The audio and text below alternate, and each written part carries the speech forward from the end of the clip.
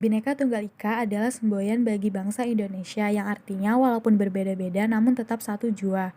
Makna dari semboyan ini menggambarkan persatuan dan kesatuan bangsa dan negara kesatuan Republik Indonesia. Selain Bhinneka Tunggal Ika, negara kita juga memiliki alat-alat pemersatu bangsa antara lain sebagai berikut. Pancasila, bendera merah putih, bahasa Indonesia, burung Garuda, Indonesia Raya, dan lagu-lagu perjuangan yang mencerminkan persatuan dan kesatuan bangsa. Yang pertama, aktualisasi bidang politik. Berikut ini salah satu contoh aktualisasi Bhinneka Tunggal Ika dalam bidang politik, yaitu pada saat pemilu, setiap warga negara memiliki hak suara. Kedua, aktualisasi bidang hukum dan pemerintahan. Berikut salah satu contoh aktualisasi Bhinneka Tunggal Ika dalam hukum dan pemerintahan. Seorang presiden ataupun kepala daerah harus dapat mengakomodasi kepentingan rakyatnya tanpa membedakan suku, agama, dan status sosial. Yang ketiga, aktualisasi bidang sosial budaya. Salah satu contoh aktualisasi Bhinneka Tunggal Ika dalam bidang sosial budaya antara lain, tiap suku saling menghormati tanpa menganggap sukunya lebih baik dari suku lainnya. Keempat, aktualisasi bidang pertahanan dan keamanan. Berikut beberapa contoh aktualisasi Bhinneka Tunggal Ika dalam bidang pertahanan dan keamanan, yaitu setiap warga negara Indonesia wajib memiliki sifat bela negara, baik ketika kondisi negara dalam keadaan terancam maupun dalam kondisi aman.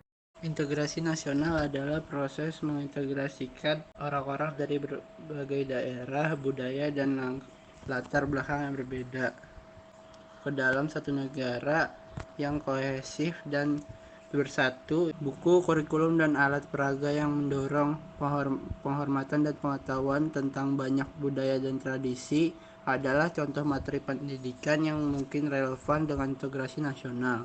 Berbagai bersamaan dengan media dan alat komunikasi seperti berita, acara televisi, dan kampanye iklan yang mendukung keragaman dan persatuan di negara ini.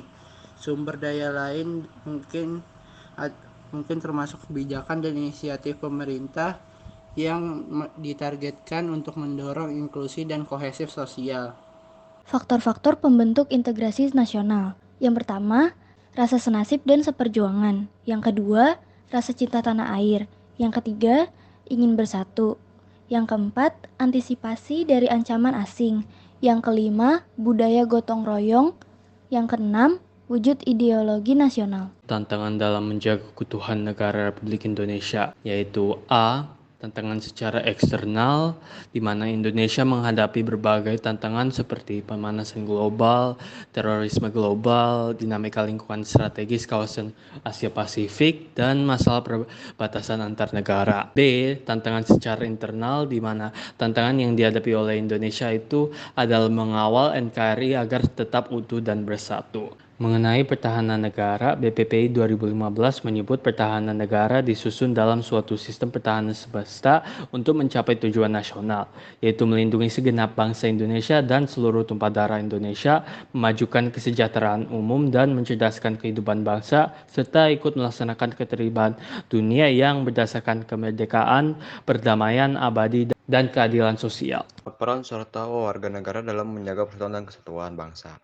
Nomor 1, kesatuan warga negara. Peran serta warga negara akan muncul jika memiliki kesadaran dalam menjaga persatuan dan kesatuan bangsa. Nomor 2, bela negara.